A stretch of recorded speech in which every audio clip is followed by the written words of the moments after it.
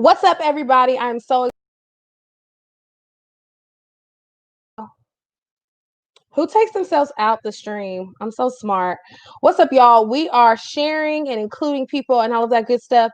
Jump on the live. We got a couple other things to play. We got some dope people here today. If you are watching the replay, you're not even late, honey. It's fine. So join us. We are about to share this thing crazy, and then we will be back to talk about the life of production with some really, really awesome people that I cannot wait for you to meet. So, see you in a minute.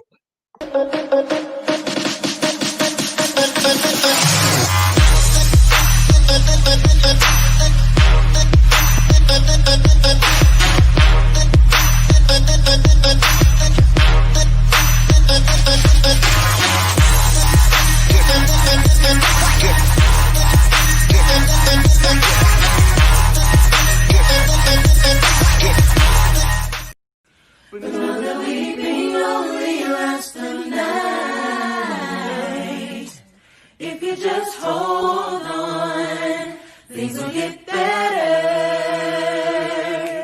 There will be glory after this, but you gotta go through it if you wanna get to it. There will be glory after this, but you gotta go through it if you wanna get to it.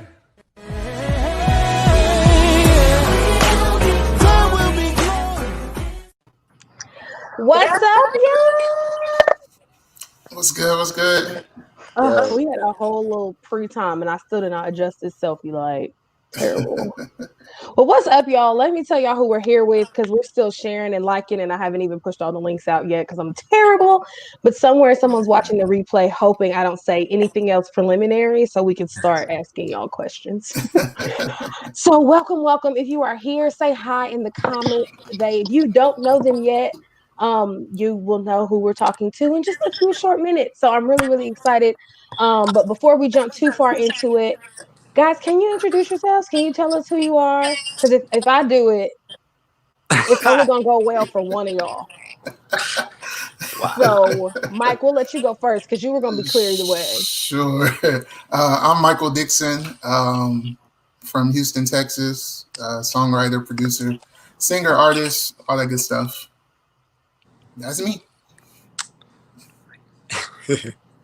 I'm Tez, everybody. Just a musician, producer, Wow. So and humble. love the Lord. Humble. Ah, You are mighty humble tonight. that's all I am. Did you consecrate before this? Just a wretch undone. That's all I am. Wow. Like I said in my Snap story, in my Insta story, this is gonna end up turning into a roast, and poor Mike is just gonna be like, "Can y'all I get have no paid?" parts.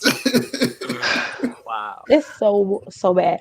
So let me tell you guys a little bit about why we're here, y'all. I still haven't pulled all these links up to share it, so somebody's getting asked a question in T-minus 12 seconds. Just prepare your hearts and minds. But we are here because we are talking about production and all things production. I know for at this period of time, a lot of people have been in the house or house adjacent for the last few months. Right. And there are a lot of people who, if they were not actively writing before now, have been. If they have been writing before now, got stuck, but probably have a lot of good stuff to write about and just need to get that push. And then there are a lot of people, especially that we connect with because we work with female songwriters. Some people are just scared and get stuck at really random places and probably just need some encouragement. A lot of the ladies we work with and a lot of the ladies we support, they know what they're doing and they're great writers. We just get scared sometimes because it's a big bad world of men. No, I'm kidding. Wow. Wow. But so tell us a little bit about kind of who you guys have worked with in the past, because I know that you guys, neither of y'all need to hype yourselves up. And Mike, you don't have to tell us who you work with. I just want you to sing this much of that song I like.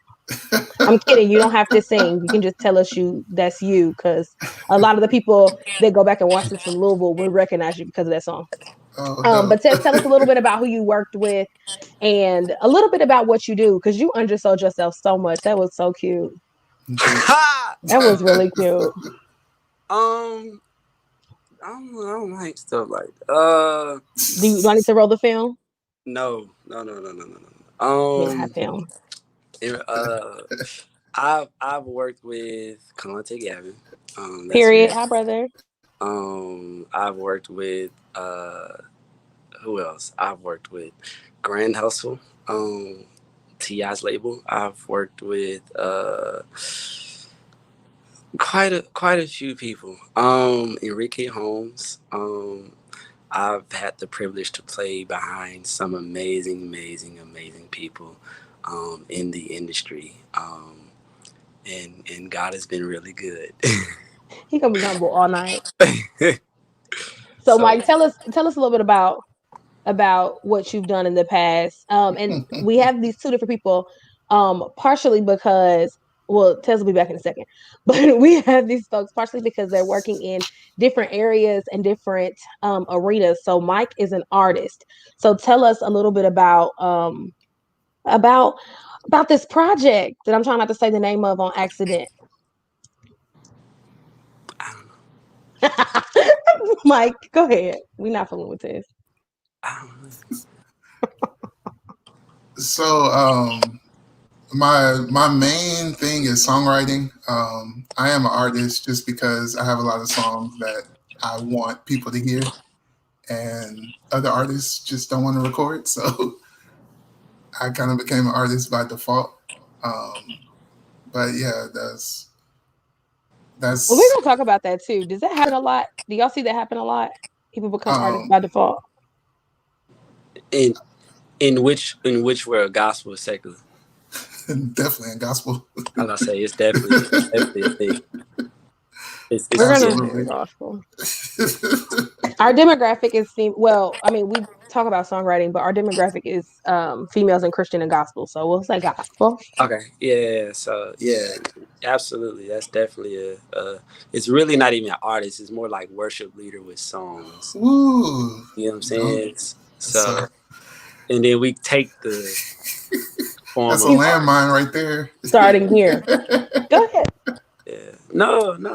That's it. That's all I got. That's really what it is. A lot of and it's kind of hurt the songwriters in the gospel industry because artists are trying to get money, so they're trying to write their own music, but they're not particularly songwriters. Right. So you have a lot of really bland music because in the gospel industry, the songwriter has kind of been pushed out.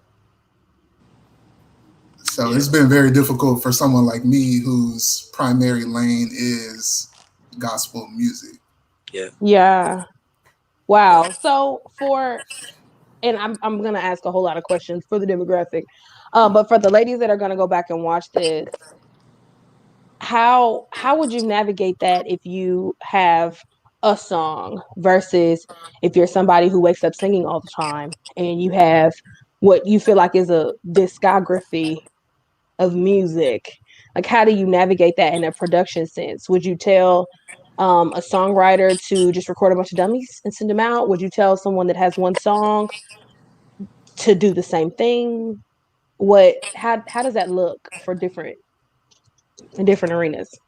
Well, first I would say get your expectations together. Yeah. Because there's going to be more rejection than there is acceptance. So first, just get that mindset. Like, you're going to be rejected. It's a part of this business.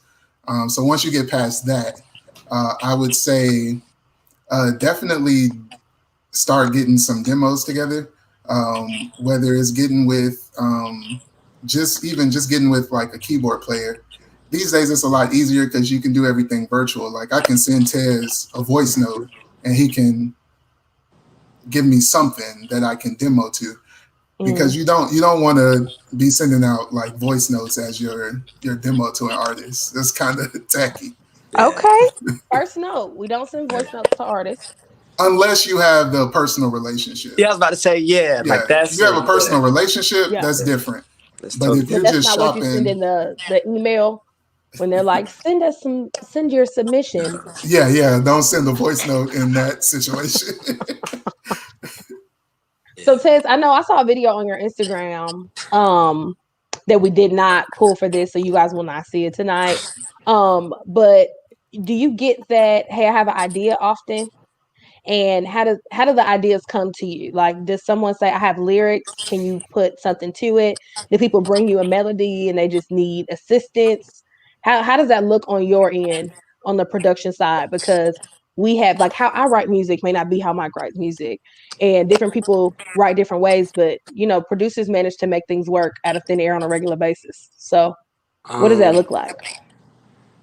nine times out of 10, if we're talking about gospel, like nine times out of 10 from a producer in the gospel world, um, the average aspiring artist or worship leader, who's just getting their feet wet, who's just getting into this thing, most times they really don't know what they want, and that's the challenge, because they've heard something they like, or they've seen Tasha do it, or they've seen Donnie do it in the early 2000s, and Oh, and wow.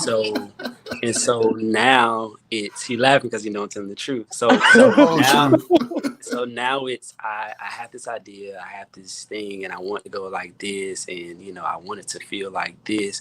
But usually it's either something piggybacking off something else, or um something of that nature. But nine times out of ten, the most people who are definitely getting their feet wet, they it's very rare, but most people don't really know what they want. And I think, honestly, that is one of the biggest problems that we're facing right now in gospel, Hmm. because a lot of people don't know what they want, and they hearing everything else and kind of like making something similar to it, or something that feels like Hmm. something else. Do you get It's a lot like, of that? Like, can you A copy and paste this lot. song and put my words on it? yeah, so not not Really? not that, but yes, that, but not that directly. It's almost like, can you make it feel like break every, what I'm saying, can you make it feel like break every chain, can you make it feel like something of that nature? And I think it's twofold. I think, one, that's one of the biggest reasons why now in gospel, we really haven't heard anything new, because a lot of the up and coming are like, it's very rare that we just hear like, whoa, this is different, Hmm. And then two, um, I think that a lot of the up and coming, or aspiring, um, they fall in love with the characteristics of someone else's worship and try to adapt it to their own. Hmm. Does that make, you know what I'm saying? Like they, Yeah. they fall in love with the way, or since she's okay, well, I don't want to really say names, but we'll That's say fine. Tasha, because yeah. So like they'll fall Because in we love with the way love her. Tasha did it, or the way Tasha sung it, and so they feel like they have to take on those same attributes and those same characteristics, and now try to apply them, and that's not the case. I think now one of the biggest challenges is relevance, and newness. That's where we lack right now So do in you look at gospel. that stuff when you are working with a new artist? Like, do you look at those things and say, no, I don't really want to work with you? Or Is and I mean this in the most humblest way, is especially in gospel, it's very rare that I'm gonna just work with a new artist. Like, you really gotta be because like, on your level, you don't have no, to. no, no, no, no, no, no. No. Is just at a point to where we've seen this before, we've heard this Yeah. before, we've we heard lyrics like this before. That sounds like, Most Beautiful by Chandler, or that sounds like, it sounds, we've seen it, we've heard it. So unless it's something Yeah. that uh we haven't experienced yet, then I'll be like, whoa, I'll be Hmm. excited. Hmm. But if it's something I can correlate, or say she already did that, or such and such already did it this way, then it doesn't excite me. I'm a producer. Right. So new music, new Tell sound, it. new characteristics, new flow excites me. So I think that, that's the biggest challenge. I feel like if I find that, then that's different. But Yeah. 9 times out of 10, I'm not really up to just be, you know, Yeah. working with new artists. Yeah. So I'm probably gonna Uh, screen bite this little segment. So just, wow. prepare your answer. No, Is there wait. something Mike? No, not that. The question I'm about to ask. I Okay. give warning. I'm nice. I give warning. Okay. Well, I So wanted to clear this up before I am open to working with new artists, but because we can ride you very out. seldomly. It's Gonna just ride you out. I gotta go ahead. All right, go ahead. Oh my To gosh, I clear it can't up, wait to the ride this Saints out take it and later. run with it. Can I So piggyback off of what Tez yeah, was saying? yeah. The hard thing in this particular industry is that we're not dealing with a lot of artists. We're dealing with a lot Right. of singers. Yes. And just because you're a phenomenal worship leader doesn't mean that translates into Oh, you hell. being an artist Artists, as absolutely. a whole. And that's why what Tez was speaking about with all of these people not knowing like what they're wanting is it really boils down to them not really being artists. And Absolutely. that's not a negative thing. You just have to Right. know your difference. Just because Absolutely. you're a great singer doesn't mean you're going to be a great artist. We've seen it time and time again. Yeah. Yeah. It's true. Period. So is there a self check as a writer? Is there a self check that you do to say, okay, this one's fresh. Like, let's do this one, or let's send this to a person. Let's send this to a producer versus I don't like it, or it's not ready, or it's not done. Like, do you have a self check? Yeah, I'm actually dealing with that now. A producer sent me a track and was like, I need this back ASAP. ASAP was last week. But everything that I came up with it, I just, I knew it wasn't good enough. So Yeah. Yeah. I mean, and that's valid. Like, is that difficult as a writer to say, I don't like this. This is not I very mean, good at all. you have to be honest. You got to be honest with yourself. Absolutely. You Absolutely. got to be honest with yourself at some point. I think too, as a songwriter, because I do songwrite too, but as a Just so modest. So talented. as a He's also the prelate. Go ahead. wow. I'm trying to stay nice on your stream. Y'all catch the IG live after party. It's fine. I think as a songwriter too, one of the biggest self checks, because this is for like a lot of aspiring people, right? Like wanting to, I think one of the biggest self checks, and I know Mike gonna agree, is to understand the times. I think there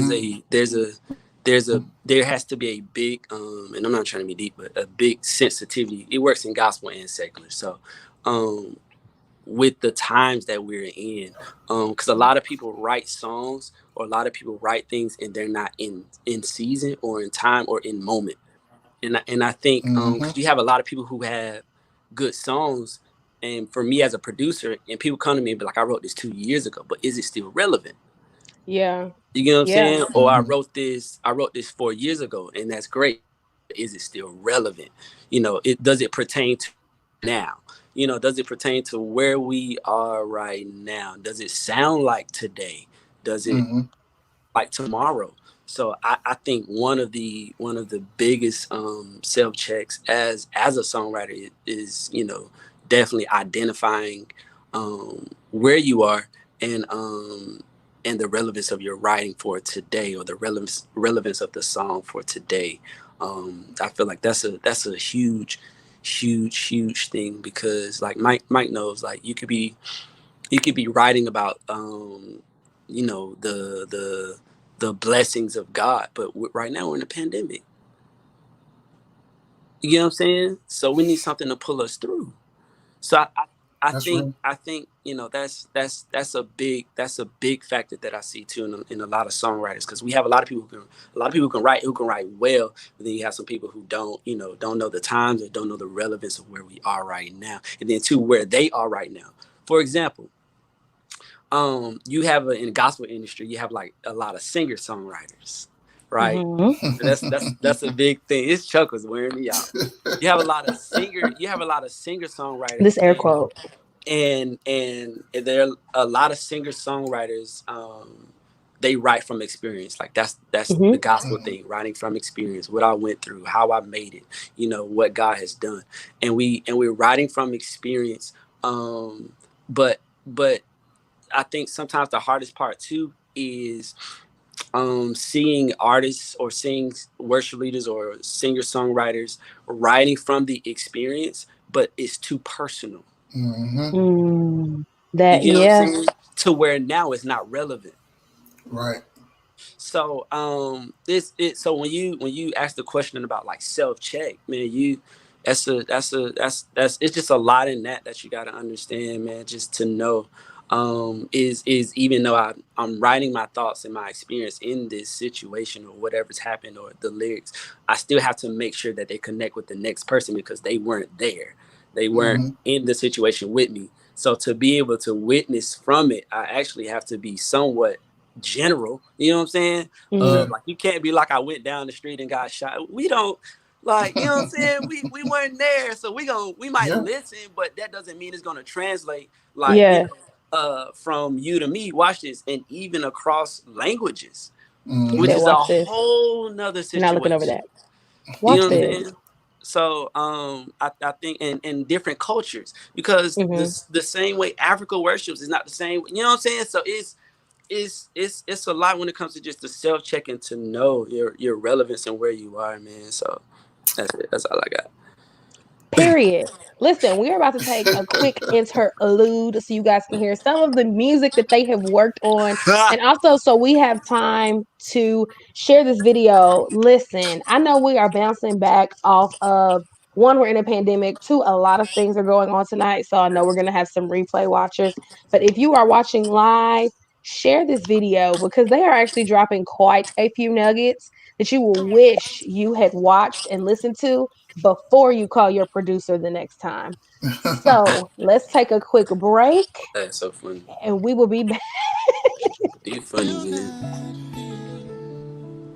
Come on, y'all help me sing it. Yeah, JJ, I hear you. And I won't look down. Yeah. You have my trust, Lord.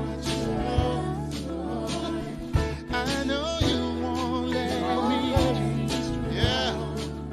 Yeah, you've never failed. And you never will. So I'll just keep walking. I will not fear, no.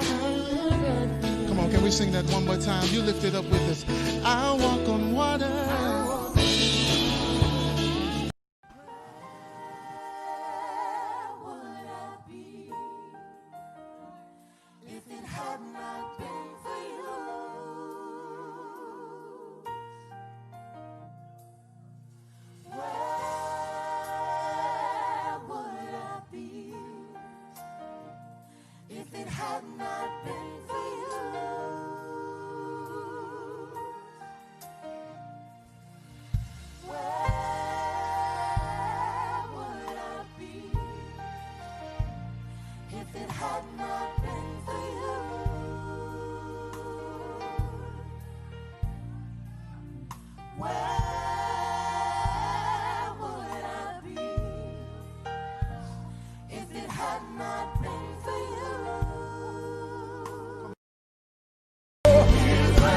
Somebody said, here's the record is good.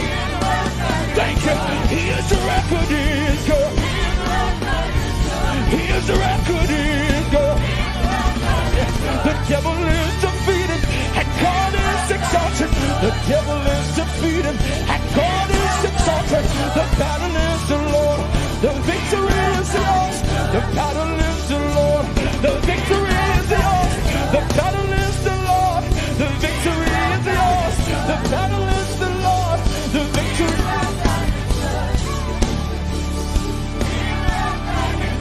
Stay right now. I want you to say this, y'all. Y'all ready? The battle is the Lord. The victory The battle is the Lord's. The victory is yours. Say.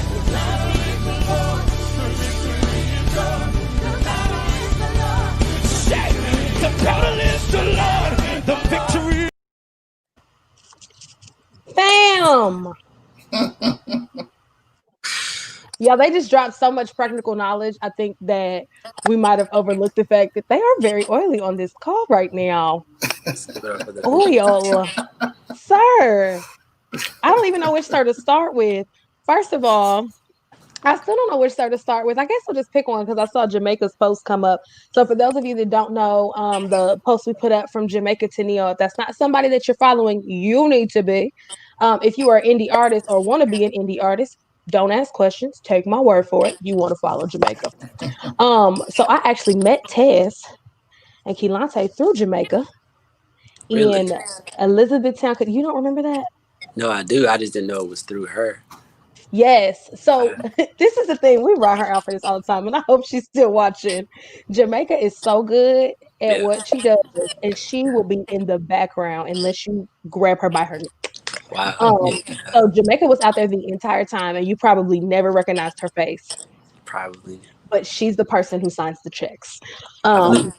So she's amazing. She's phenomenal, and she's actually how I met you guys. And I will say this about like Kehlani, especially with like hands down, set list or no set list, he's gonna do what the Lord says do. Which is not always the set list. I remember you guys came to Kentucky, and I was so excited. So I'm gonna try to do some that fangirling. I'm a Kehlani fan, wow. like fan. In this room, the whole album, fan. Really? So yes, what? You like the album? Ask me these questions. Wow. Yes, I'm gonna fight you later. But I was really, really excited because I'm like, Kehlani's coming. I gotta be there. And I was very, very pleasantly surprised because I don't think he sung a single song that night from the project. And I was like, never does. Why would you do that to me? Like, I couldn't get it in this room. I couldn't get there's someone like you. Like, I cannot get nothing. Like, I have practiced choreography. I even made sure I knew where the timing hit on the praise break. Like, because what? Why would you? Okay, so in my defense, the da da da da, my church does that all the time. Like prior to this, so I was ready. I had this timed out. I was ready.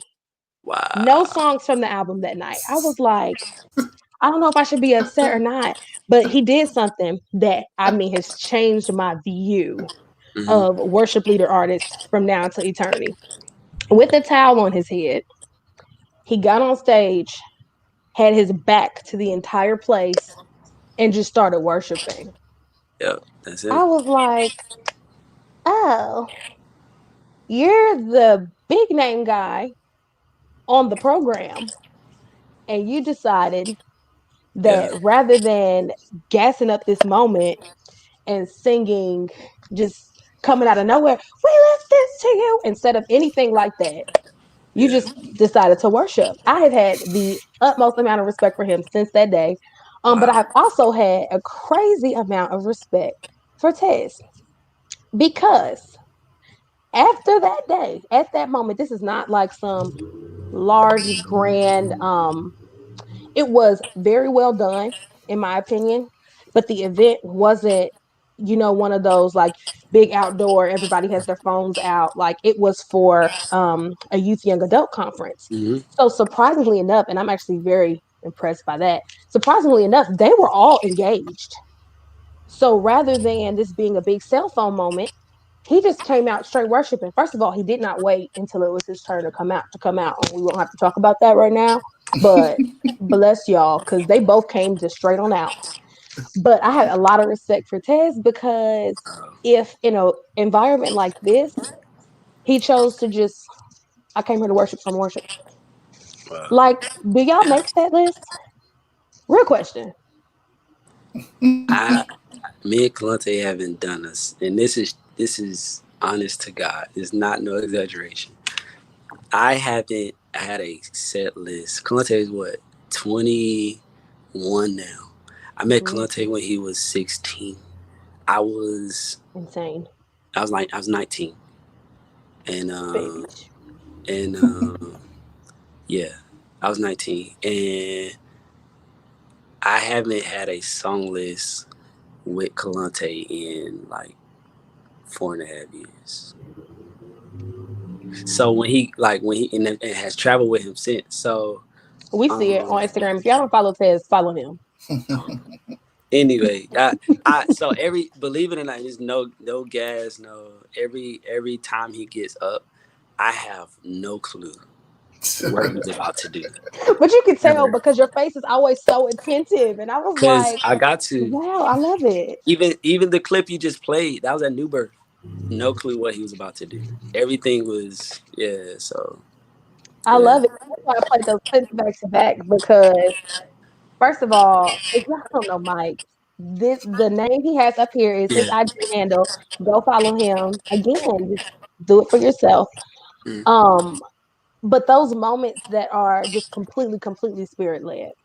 yeah. What does that look like for an artist? Because I think okay, I'm gonna let y'all say all this the shady stuff, but I'm gonna try Mike. to lead you in here.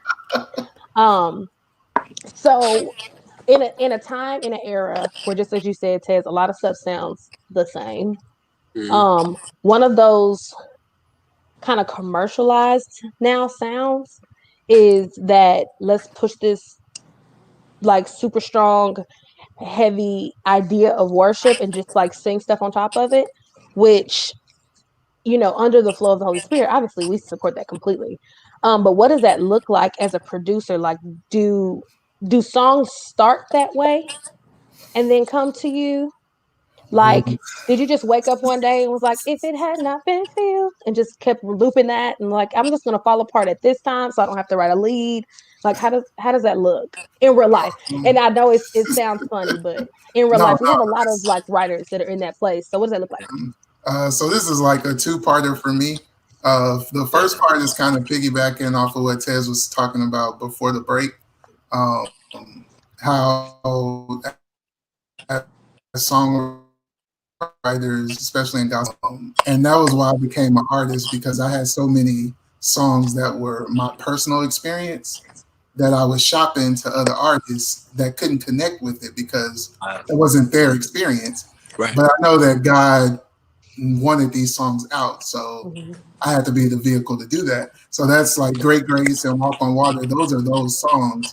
Luckily, God gave me a gift to where I can make it to where it is palatable for everybody, even though it's my personal experience.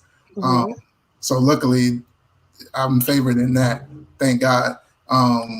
But that's those personal type of songs that sometimes don't always translate. And to go from there, I think one thing that we, especially the worship leaders, we take God moments. I don't mean the quotes, but it just happened. But we take God moments and we assume that it's supposed to be for the world. Yeah. Mm. And all those God moments are not supposed to be recorded. Like God may have given you that just for that specific moment. And then we try to formulate it and make it a whole song. And it comes out because in that moment, God only gave you this chorus and this vamp for these people. But then we send it to a producer. We want to make it a full song. We add verses and it loses its saltiness Mhm. because we try to make it into something that God never intended for it to be. And I'm not saying that all God moments are not for commercial use, but I think we have to start using discernment on, did God give me this for this particular moment, or did God give me this for world consumption? Yeah. Mm. That's that's good. That is good. Okay, so we are kind of in the last like 20-ish minutes. So I'm gonna try to rapid fire you guys some questions that I know have come to me. I am not and don't ever claim to be a producer at all. So we're gonna ask you guys because you guys have the answers. And also for some of our ladies, I know we've had folks that have experienced different levels of discouragement. So part of the roots of some of these questions are going to be, what would you say in real life situation? Like this has happened. Mhm. So and you guys can answer in both ways. I know both of you guys right. As a writer, have you ever experienced someone hearing something different on your song and trying to change it? And then as a producer, Tez, at what moment do you go from like producer to co-writer almost? Like at what point do you say, I get this is your idea. However, comma, this right here is what really needs to happen. Mike, you go first. I think one of the misconceptions is that we have to do it all by ourselves. Yes. And I think that's the biggest issue in gospel, because if you look at like CCM music, one, it's going to be like 10 writers on one song. Oh yeah. But we like to have like complete credit, and it's unnecessary, especially when you're dealing with a writer and a producer. I think you should always be open to different ideas. Yeah. Because your sole idea is your sole idea, but Tez might have something that brings the song to a whole different spectrum. But if you weren't open to actually hearing that, the song could be something completely different in a better way if we just kind of open up ourselves for collaboration. I think that he's absolutely right. I think that when it comes to the songwriting portion, naturally everybody in the room is going to hear it differently. We're not going to hear it the way you hear it because we're not you. Right. We don't have your walk of life. We can't experience, we've never experienced being you. So we're not going to convey it the same way you convey it, or look through it, with the same lens. I think, like what Mike said, man, that's a big thing to just to know how beautiful the project can be with more than one head, with more than one opinion. Because you may have the idea, but the way you start to build the idea could suck. Yep. I mean, let's be honest. That's real. Like it's and I granted, like everybody who's probably watching this, everybody feel like everybody's got the hit. Everybody has a hit song. That's if anybody knows the MO of songwriter, everybody has a hit song. Everybody's song is a hit. Nobody doesn't write hits. Everybody writes a hit. It's all ladies, hits. all of your songs are hits. No, I'm kidding. They're all hits. No, sometimes they suck. That's sometimes they're personal. And sometimes they're personal. But I'm if you want, I'm being like totally honest, but sometimes we need to hear that. In gospel, we don't say that. We don't say your song is bad. And that's one of the problems. We don't say, you should get somebody else to write this better, or you should get a better producer or a better, because like Mike said in the beginning, there's a big difference between a worship leader and an artist. So I think, you actually just said a lot. I know. In the R&B industry, you see that more often, don't you? Yeah. Yeah, go ahead, Mike. So one thing that I want all songwriters to know, you cannot write a hit song. Hit songs are made. They're bought. They are. If you go into it with the mindset of this is going to be a hit, I think Walk on Water is one of the best written songs ever. I'm not just saying that to pump myself, but I didn't have the money behind it to make it a hit. Yeah. You can't write a hit. Okay, so y'all just said a lot. So now we have 10 minutes to unpack all of this, but we're about to try to make our way. So for an artist or for a songwriter, should their priority be make a hit or shop a song? And at what point is it at what point is it ready to be shopped? Because even as a writer, there's money you have to put into it to make it sound like something you can send to an artist. So what do we tell songwriters who have really great ideas and just want to be songwriters? I would tell you don't have to have a full produced song. No. If you hear some of the demos that we send, you would be very surprised. If you hear some of the demos that Beyonce receives, You'll be very surprised. Yeah. It doesn't have to be a full out production, but the idea needs to be clearly heard. So however that is, if it's just you piano or you and guitar, the idea has to be fleshed out. Yeah. Okay, so speaking of ideas being fleshed out, and I've heard this a couple of different ways. So do you send someone a song, let them chop it, but give them kind of that creative control to change it? Or when you chop a song, is that this is how it goes? And you cannot use my idea if you try to change it too much. Nah. No. You'd be surprised at the things we hear. You give them all the creativity they want to have with it. Yeah. Or you don't place it. That's like paying for the song on iTunes and paying more to do it the same way. You get what I'm saying? Like, why would I pay 99 cents and then pay an extra, give you another 50% of the credit with cash on top of that to do it the exact same way? Like it sounds frivolous when you say it like that. Well, I mean, that's, like that cuts off my job. Because then at that point, just give me the stems. Right. Period. So, yeah, Mike. And would you rather have 100% of nothing or 10% of something? Yeah. Period.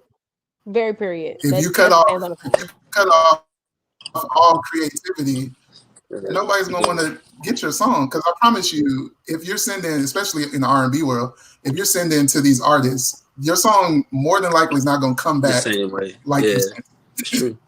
I can guarantee you that. Period. So for the songwriters, producers, do you work with one producer? Do you work with multiple producers? Which Tez, it's a little different on your end because you can do it yourself. But what would you recommend? Like, do you get with a person and you work with that person? For somebody who is trying some stuff different ways, do you work with different people? I think about it like this. I've been a consumer of music for my whole life. And I think about all of the greatest acts in music. It was always a partnership. You think about Michael and Quincy, Mary and Warren Campbell, Kirk and Sean, Israel and Aaron. Like there was always a partnership. But then you think about other acts that were just singers that labels produced.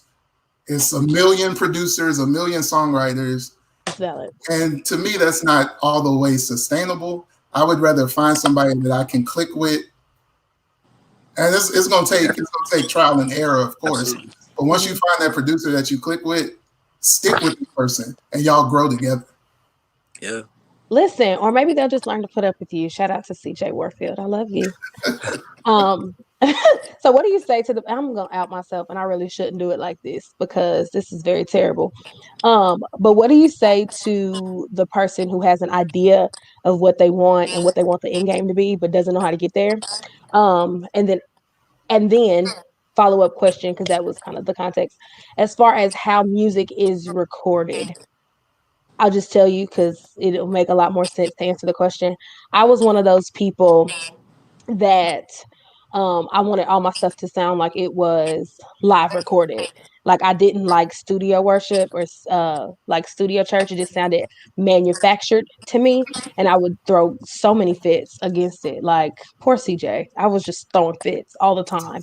And then we landed in the studio. Yep. Because that's where overdubs happen. Smart guy.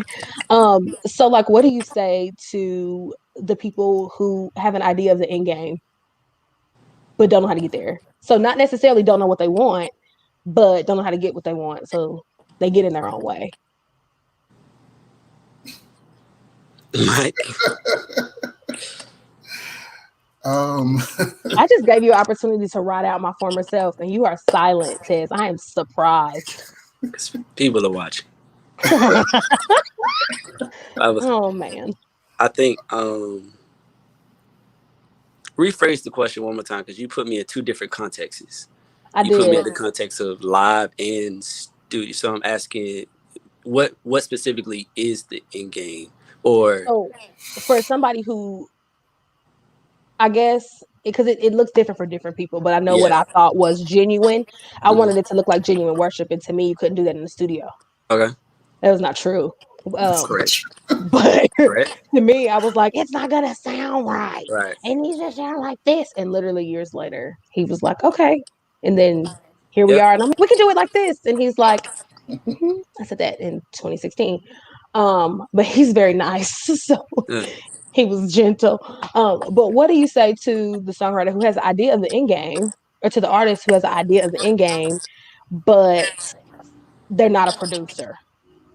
So what does that look like in terms of encouraging everybody to get to where they have to go? Because I know some of that is in who you select to work with, but also, Yeah. I think um, I think you have to work with where you are currently, and make the most of what you have where you are. I think one of the greatest privileges about music is it gives you the space to actually plow where you are. It doesn't cut you off because you're not on Chris Brown's level, or it doesn't cut you off because you're not on, if we're talking about gospel, Miranda, that's the beautiful thing about this. I think for the people who have like idea of the end game,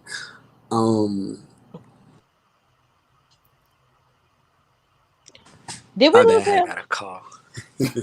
Famous. Well, I can't hear. It's muted. Wait, is it me? Famous. We I can't hear. Can you not Can you hear hear for me? real?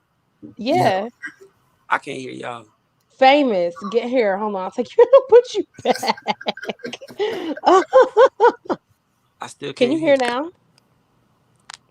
Oh, that is so funny. He got cricket. And he can't even respond. What about now? Oh, wow, he's gone. Listen, we all getting rolled out. Goodness. Come on, Teddy Riley. You got to get out of here. Teddy Okay. Riley. Guess who that was? Gavin. Huh. Hey. That was He had Gavin. an idea. You should have stopped and immediately started to work on it. He won us. He The won us. future of my iTunes library could have been at stake. Anyway, for the people, this is what I'm saying. For the people who have the idea of the end game, I think that if the end game is not feasible for where you are, work towards it. That's the beautiful part. Fall in love with the journey.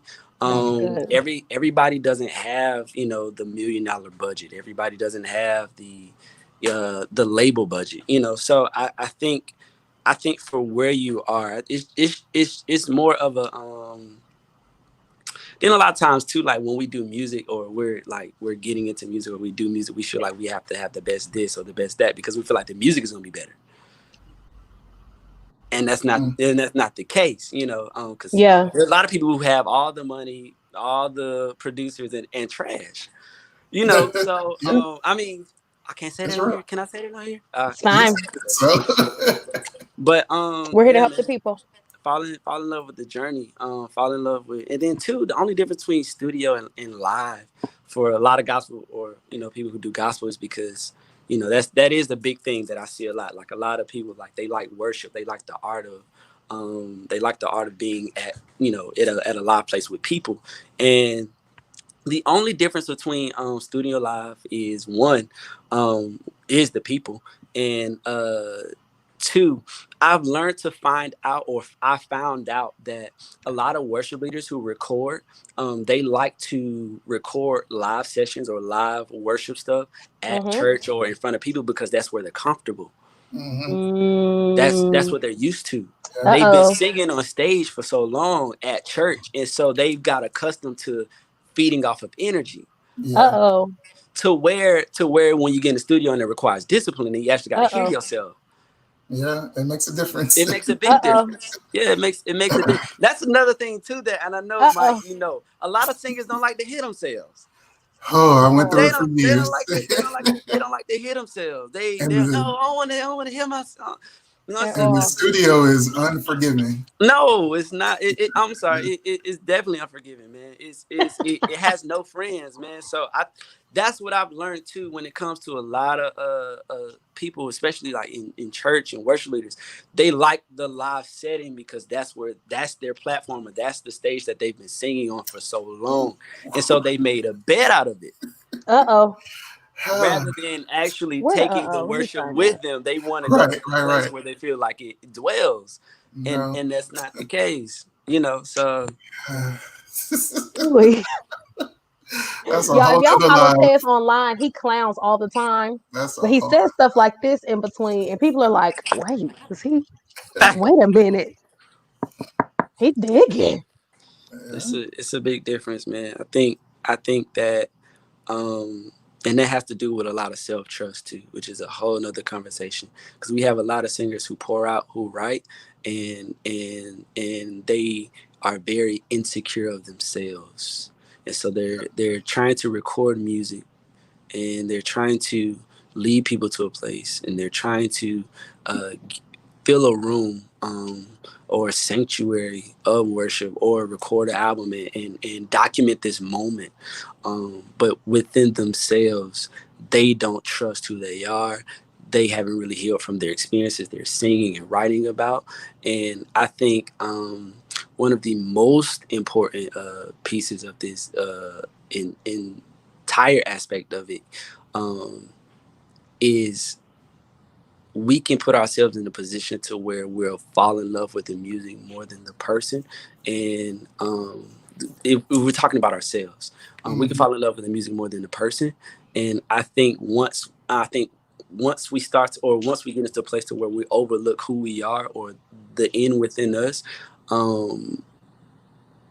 it just leads to a bad road. And a lot of times we feel like our music isn't selling because of this, or our marketing strategy isn't the best, or I should have got a better producer, or the sound is not right, and we forget that at the end of the day, most second to none to all roads lead back to who we are. Like, it leads back to us. And yeah, man, I think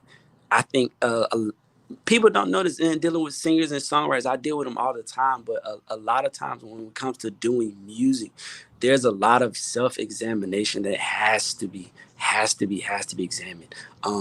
Because who we are seeps over into what we do musically, and we think it don't because the pads are louder than the drums, or the drums hit harder than the bass, and that's not the case. We hear your brokenness. You get what I'm saying? So it's right now.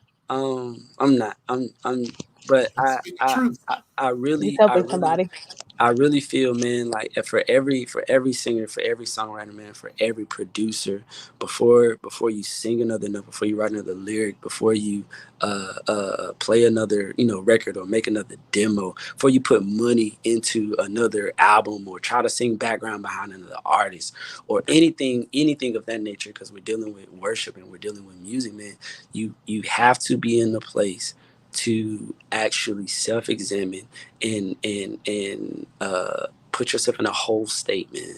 That's when people are able to feel your music, and you won't just be another person who just sound good, or a singer who does music. Woo. So yeah, that's my 2 cents. Listen, that was a whole meal. Man, for real, the Saints want a seminar, so just tell me when your schedule's free. Listen, man, stop it.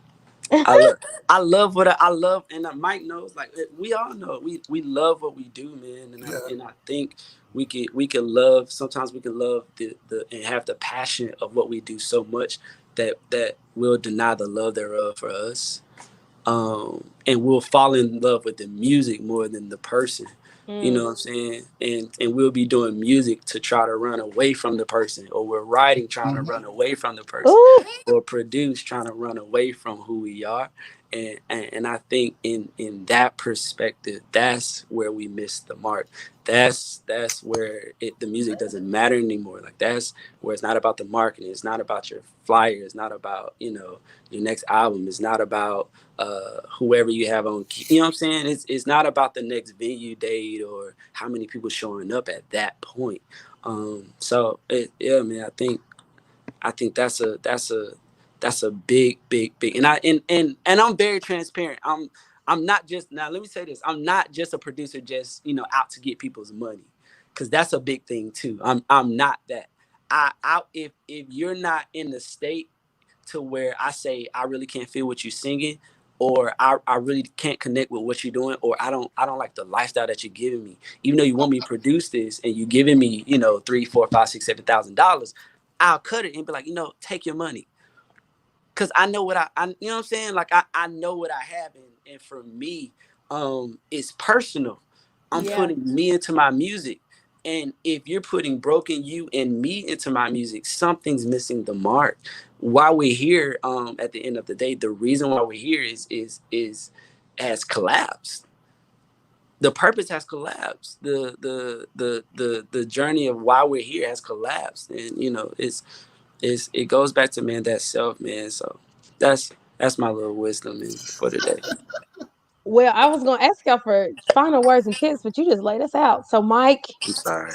No. Oh, I was saving this for when you were done because you were on a roll. Truly. So, Mike, as a writer, as an artist, as a singer, what tips do we give someone who is in this pre-production stage, in production, wanting to do production? Like, what do you tell them other than keep your money if you ain't living right? Listen, Tez laid it out for y'all. Some practical things.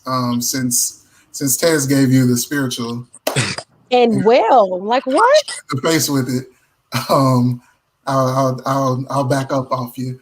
So for the practical end of things, one thing that I try to do, I try to write something every day. Yeah. Whether if it's just a line or a chorus, it doesn't have to be a full song, but I try to write something every day. And I found that keeps me from dealing with writer's block, because I always have something to pull from. Whether it's a line, if I'm stuck, I can go back and look. That's good. Let me pull from this. So I admonish any songwriter listening, just try to write something to exercise your gift, to keep you from being in that stuck place. Just try to write something every day. And another practical tip,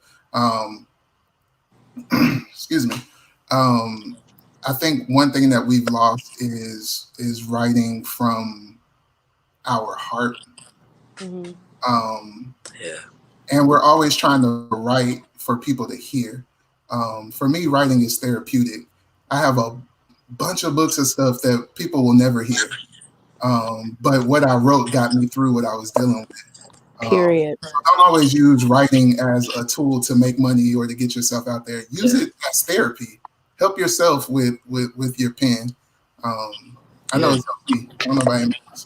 He said, help yourself with your pen. That's good. That's so good, Mike.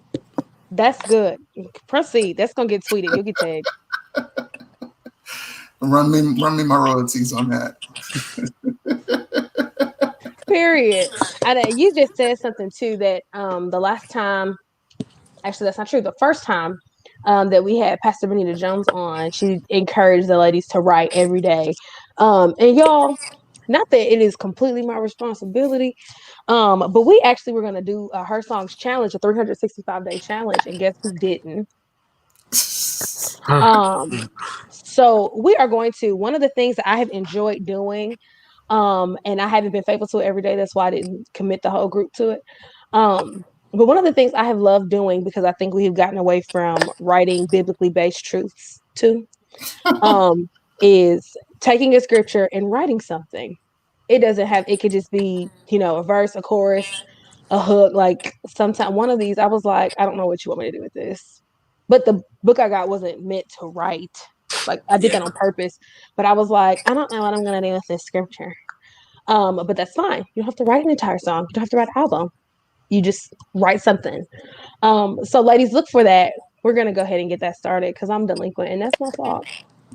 But I think you get surprised too. The writing every day like retrains your mind. Also, I surprised myself, and I think some of our ladies will too. I remember one of the scriptures I got was a super common passage of scripture, and I was like, I'm not about to be able to write anything with this. And I just, sing your way through it a little bit. Let's see what happens. Yeah. And we got to this one part, and I was like, what? I'm going to use this. This is so great. And that would have never happened if I hadn't attempted to find some discipline in writing daily. Again, and I appreciate that you said that. It doesn't have to be an entire song. You don't have to wreck your brain and hurt yourself. And we all have smartphones now. And I will get an idea anywhere, and I will immediately voice memo it. Like, no matter where I'm at, if I'm in church, I'm going outside. Period. And don't be afraid to do that. Like, you'll never know where God will give you a melody or an idea, but jot it down or record it, and then expound upon it later. Yeah. Okay. So last things, then we're going, ladies. We have awesome announcements. So if you're not connected with the community, get connected, comment, and we will just tell you where to come. You don't have to click a bunch of stuff. I'll just give you the link. It's fine. I'm not gonna make you work hard. But join our community. We are encouraging songwriters to win. We don't discriminate against men, but we were created to encourage women. We also have something. We also have something coming up. We are doing a writer's review. So if you are, and I appreciate that they said this, and either if you guys want to come and join us, come. We are doing a writer's review. So we are encouraging the ladies to bring a song with them, bring a track with them. We're going to play it, and you're going to get honest feedback. Now, I know it sounds stressful, but I'm going to go first. So nobody has to feel uncomfortable. It is private, so your intellectual property will not be just up for grabs. And you have to be a part of the community. Community is completely free, so just comment and say add me, and we will get you the link. But we have had this conversation before on some other lives, and had the conversation of it. Sometimes it's just nice to get somebody else's feedback, because what you think is for the nations may have literally just been for the shower, and there's nothing wrong with that. But there are also times where people think their music is about to just get placed massively, and one or two little changes or little tweaks could completely change a song. So let's talk about it. So that's what we're doing.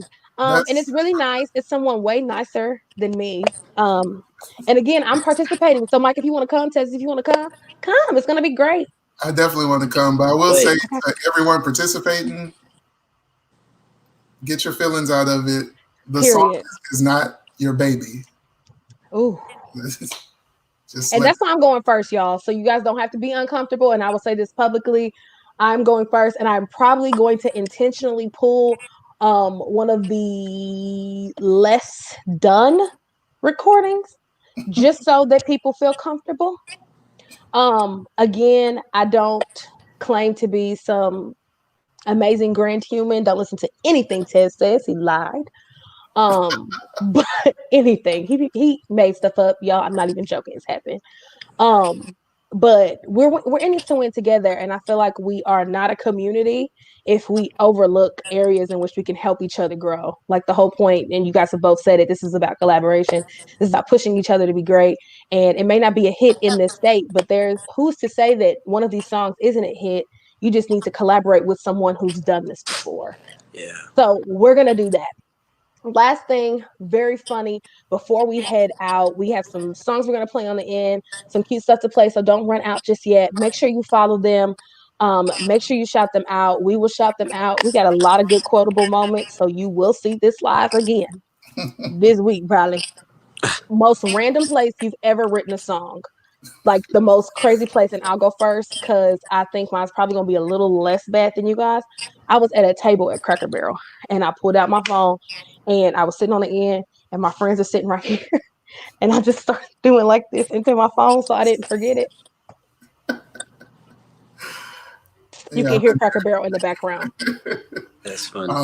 All of my voice memos, you will hear my shower running. That's where 95% of my songs are written. Shower power. Shower. the best place to write it. Ted's craziest place you've ever written a song. Oh, I'm honest. I write my stuff on the toilet. The toilet, we're not gonna act like the throne ain't merciful. Legs be sleep. Listen, let me tell you about the throne room, Bishop. That throne room cares nothing about your inward parts. And just that fast, he's back to carnal. Hey. Ladies and gentlemen, thank you for joining. Listen, ladies and gentlemen, thank you for joining us. What, Ted? The toilet anointed. I am actually crying. Thank you guys again so much for joining us, Mike, Ted. You guys are amazing. We really appreciate you guys. Y'all have spit all kinds of knowledge today, and I really appreciate that. Ladies, gentlemen, because everybody gets on the lives. We don't discriminate. But thank you guys so much for joining. Make sure you like the video, share the video. Follow us on our YouTube channel so you don't miss the next amazing session. I will not tell you what it is yet, but make sure you follow us and you'll see everything. Join us again. Ladies, if you want to be a part of the community, just let us know. We'll happily have you. That writer's review is at the end of this month. So we're doing a songwriters boot camp and a writer's review in the same night. It is going to be amazing. Do not miss it. And it sounds like Mike will be back with us. So don't miss it. And we're going to send all of the good ones to Ted so he can rip them apart. That's me. That is me, but you are too. No, I'm kidding. Thank you guys again so much for coming. We got music. Follow everybody. Love you guys. Have a good night. And I want my candy. Everybody say bye. Bye. We lift your name up. We shout your name out. We lift your name up. We shout your name out. We lift your name up. We shout your name out. We lift your name up. We shout your name out. We lift your name. Shout your name. We lift your name. We shout your name. We lift your name. We shout your name. We lift your name. We shout your name. You said you will. If we lift your name, you would draw us, Lord, closer to yourself. So we lift you, God. We do it for real. We do it for real. You're the only God. Yeah. We lift your name. We shout it loud. We lift your name. I see you're still here, so you want one more, and then we're going home. Say God promised everything will. It's gonna get better. Yes, it will, yeah.